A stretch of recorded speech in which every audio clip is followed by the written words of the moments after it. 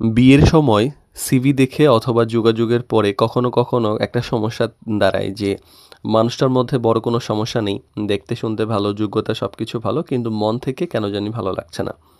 সব কিছুই ঠিকঠাক, তবুও কেন জানি আগ্রহ আসছে না। এই অবস্থায় আপনি কি করবেন?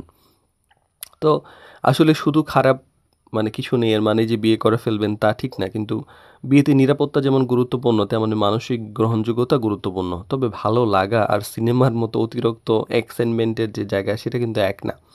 তাই সিদ্ধান্ত নেওয়ার আগে বুঝতে হবে যে এটা আসলে সাময়িক দ্বিধা নাকি সত্যিই মানসিক একটা সংযোগের অভাব। তো ম্যারেজ ক্যাভিটির বিবাহ বিষয়ক জটিল প্রশ্ন সহজ উত্তর সিরিজের ২৫তম পর্বে এই ব্যাপারে কথা বলব যে সন্দেহ নেই, কিন্তু ভালো লাগছে না। কি করবেন?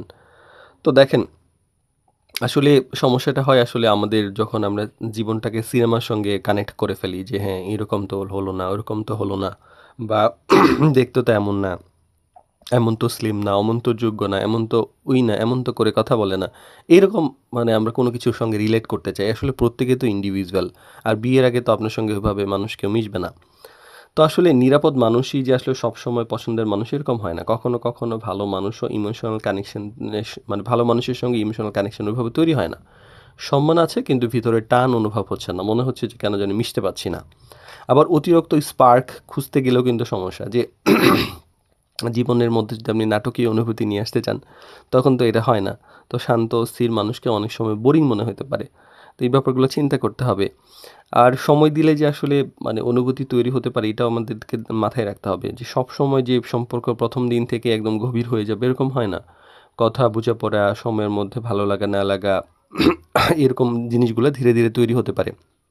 কারণ আপনি আপনার মতো করে চাচ্ছেন, উনিও হয়তো উনার মতো করে চাচ্ছেন, বা আপনি যেরকম করে চাচ্ছেন বা উনি হয়তো ওইভাবে প্রিপেয়ার্ড না, বা উনি হয়তো এইভাবে চিন্তা করেননি, যার ফলে উনি উনাকে রিপ্রেজেন্ট করতে পারেন না। আল্টিমেটলি উনি হয়তো আপনি চাচ্ছেন ওর চাইতে বেটার।